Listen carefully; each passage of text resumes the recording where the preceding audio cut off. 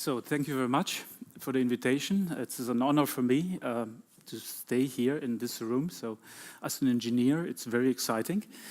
I will try to show you today some thoughts. First of all, I learned a lot of things today. I learned that there is a millionaire with bitcoins. This is not very easy for me to understand, but this is life. I learned also that we will get much, much faster from today to tomorrow and maybe then in 10 years. And I was asking myself since I started with engineering school, what can I do to change that? And what can I do so we take the responsibility to develop things people can use? Because I don't want to think about tomorrow is faster than today. I just want to step into my car, I just want to step into my plane and then drive from A to B or fly from A to B, and somebody else should take care of that. So this drives us to move forward, and first of all, I would like to thank to my colleagues.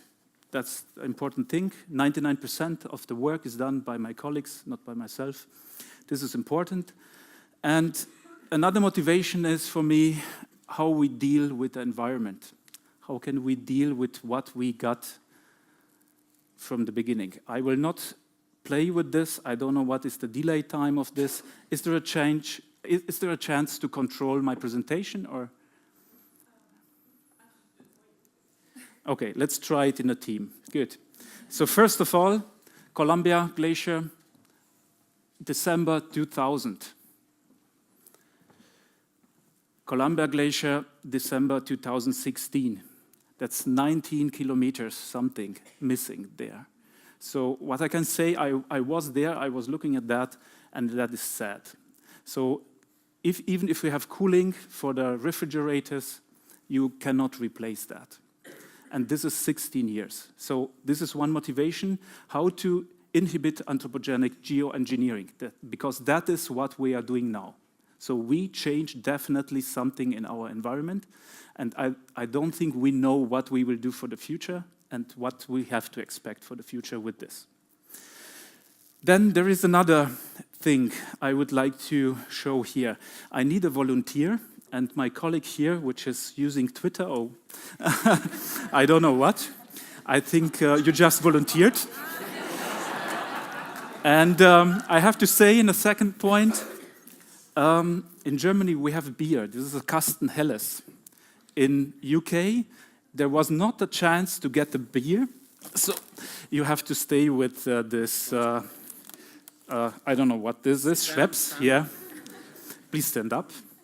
And now the point is, I just want to visualize to you what we take for granted every day, and that is the energy conversion. So what can we do with such a piece of water or maybe some beer? We can visualize potential energy in gravitational field. I will not go into the thermodynamics on some lectures, but I have to go a little bit.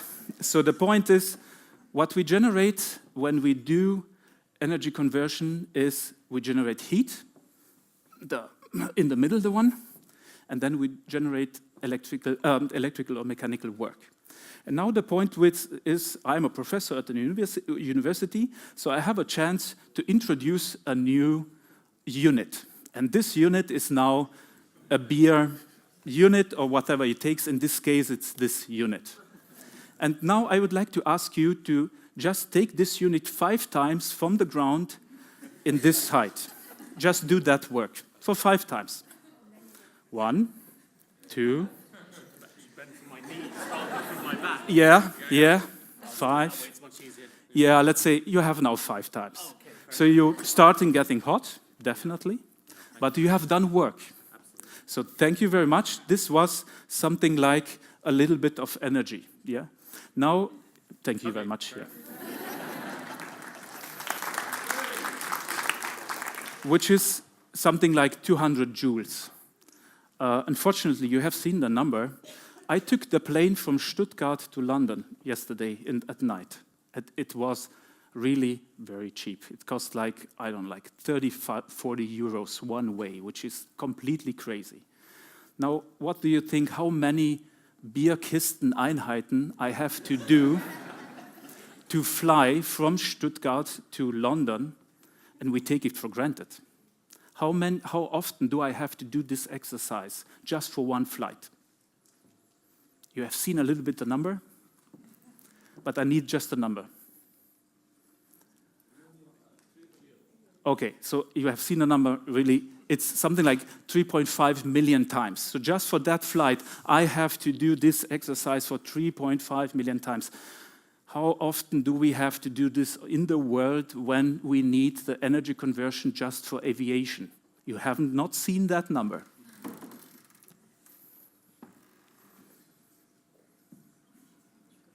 We are in a very, very smart room here, so I expect very smart people, so I'm sorry. 3 trillion? I don't know what trillion is, to be honest, but it's 53 million billion times just for aviation. So what we take for granted every day to fly around just with aviation, that is a huge number. Every man on this planet, and woman, of course, has to do this 2 times a second just to have the energy conversion for the aviation. And we take it like 40 euros. I'm going to fly. 50 euros, I'm going to fly. There is a company sells Stuttgart, London for 7 euros. Yeah, this is crazy. So this is the first message I would like to deploy here. We are responsible for that, what we do with energy. And we have to decide, do I have to do this or do I have to not do this? Okay, this is the first thought. Second thought is, if I have to travel, how can I do this and use renewable energies so I can take the renewable energies, store the energy, and take that energy for flying?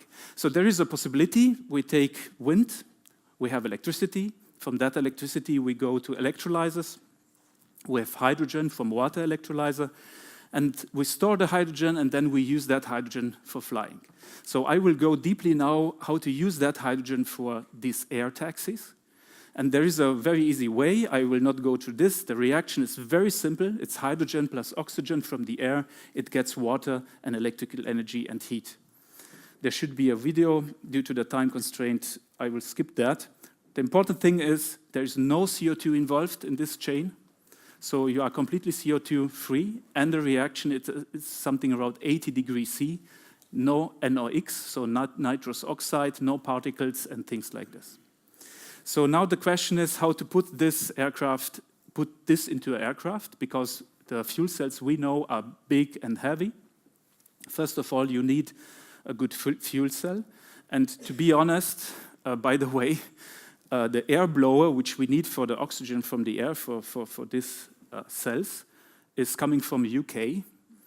I don't want in 2 years to start filling out custom papers to get this. I'm not sure. I'm not sure this will happen. But to be honest, if it happens, then I will not fill up the custom papers because it takes like 2 weeks to get that out of customs. I will buy one from France or from wherever. So just on this. Okay, fuel cells, hydrogen left and right. Then put batteries, because we need a hybrid. For the takeoff, we need the power of the hybrid. For the cruise, we need the energy of the fuel cell. Put a propeller on it and a motor. Put a plane around it. And then sit some 4 people inside and fly around. So to do this, first of all, you need a concept. This concept can fly something like 750 to 1,500 kilometers, depending. So this is a small plane. This is the first step. And to do this, we definitely need a team. So you can see here the team. My daughter just told me, she saw the presentation, and she told me, there is no woman there. So like last week, she started thinking about she wants to be the first woman flying in this team. So definitely, okay, I think she will change her mind, but because she's starting now thinking about this, but there is a chance. So the good team, and then we need also the HY4 delivering the future bunker. So we had to go to an airport completely outside on a military airport. And what you see in the middle, that greener part, that is our lab. And we went there for a summer. So we started in May and ended up in September. And you see the plane in the bunker. It was very nice to live on the airport, outside, camping and outdoor things and things like this. And then we had, on the 22nd of September 2009, I don't know how to start the video. There's a video, exactly. And this is the first flight of this plane, so it's a 4-seater. DLR was financing the most of the project, so they have a sign on it. And what we learned from this was that a battery plane could not make this. We had 4 days of testing, and in those 4 days we had 32 flights. So this was because we have hydrogen and we can restore the energy on board very, very fast. So we had a chance to go to the hydrogen refueling station. After 10-15 minutes, the plane was already full and we could fly away. I have to say to this, on this military airport, there was a NATO exercise. So what you see here is a flight between a C-17 and a C-5, some fighters and things like this. So also that was very important because we exercised the operations. So it was at 1200 something, you have a slot, you have to fly there.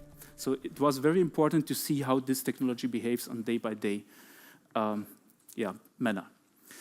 Okay, after that we had also a Delivering the Future flying team, so everyone was happy with this.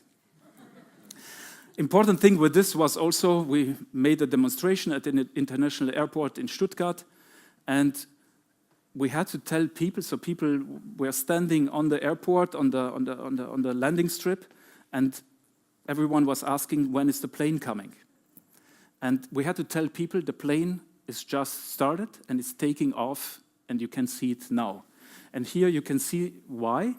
The noise perception of the human ear is, and unfortunately I didn't have the names in English, but what you can see here is at 1 kilohertz, which is here, our human ear is very sensitive.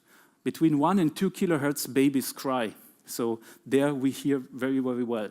When we go to sounds which are less, something like, let's say, 30 or 20 hertz, our human ear is very insensitive. Now, when you go to like a turboprop, like airplane, then you have sound developing on these frequencies.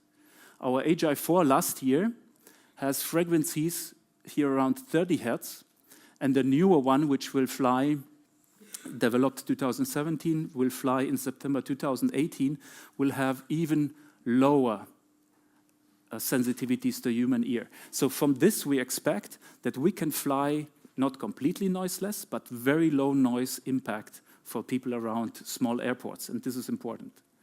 So what can we do with this? The next step would be a so-called electrical 6 passengers, and we also can say electrical 40 with 40 passengers. The electrical 6 definitely can go a range of 1,000 kilometers with a cheap pressurized hydrogen storage system, and something like 2,000 kilometers with a liquid. It's 10 times more expensive than the pressurized, but the technology is there. And we have to be fair and say, if I take a diesel engine and have the same weight, the same volume, and so on, I can go 2,700 to 3,000 kilometers. So this is the price in range which we will pay for a similar aircraft if we go emission-free. But we can still go 1,000 to 2,000 kilometers. So with this, in Baden-Württemberg, we have some major airports, but in Germany, we have 60 major airports and 300 adequate airfields. There are like 1,200 in Europe. There is a 4-hour door-to-door policy in the European Union. What we can do is fly from, let's say, Aschaffenburg, which is like 150 kilometers, to Stuttgart. It takes by car or by train 2.5 hours. then take a plane to Lisbon, and then fly the last leg 100 kilometers. So with this technology, from door to door, like an air taxi, we definitely have a chance to match those 4 hours. You can do it like this because the range is very high. You can do it like this.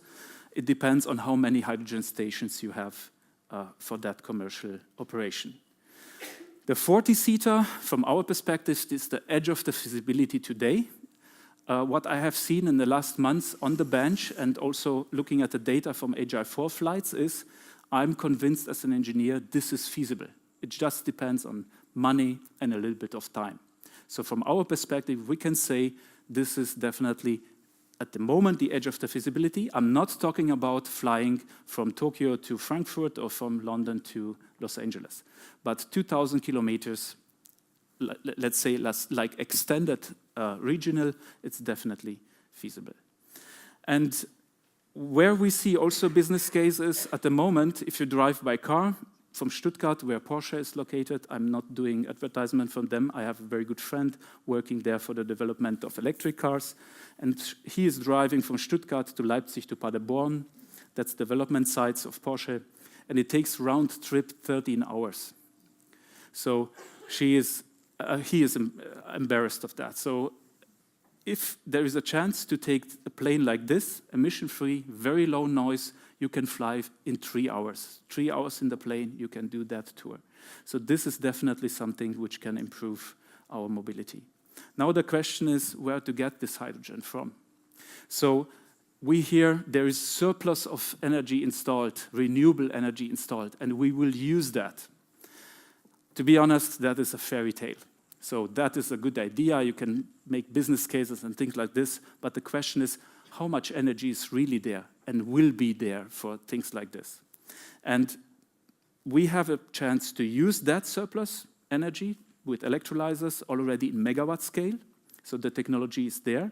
But then we have to ask ourselves how much energy we really need. So just in Germany, we need for aviation 105 terawatt hours. And now the question is there enough surplus energy in 2030 or maybe also after that just for aviation? And the answer is, I would say there is not. So every study, and this is a little bit of a mean number, 35 terawatt hours per year, we can expect from that surplus. If we take our part to have electricity, renewable, but not in addition to that installed power. So what we definitely have to do is we have to look at cheap, renewable energies. And here the story is we just have to look to the US. There you can go there from wind parks already. You can see it here. Wind sells for 3.2 to 6.2 US cent per kilowatt hour at a 30 kilowatt power station. So unsubsidized. So this is completely crazy. In the last 15 years, we had a decrease in price, and our colleagues showed also we will have a major decrease in the future. PV on utility scale, 4 to 5 to 6 US cent per kilowatt hour. So this is for the future, definite. I'm very optimistic because for the future, we will have very cheap electrical power and energy, which we can then use additionally for our fuel production. At the moment, coal is something a little bit more than that, gas combined cycle more than that, and there was also nuclear. I don't know where it is. Here's nuclear. Just look at this. There is, because there is some idea to use also nuclear to produce hydrogen, I just can tell that is not business case.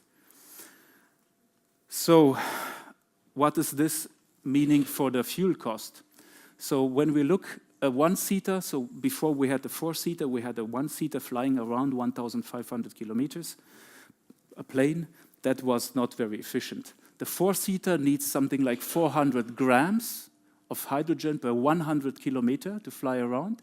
The 40-seater at 400 kilometers an hour needs something like 500, and at 500 kilometers an hour needs something like 600 grams. So if you take now this fuel cost, and you say from renewable energy, your kilogram of hydrogen is, let's say, 10 euros, more than 10 euros per kilogram.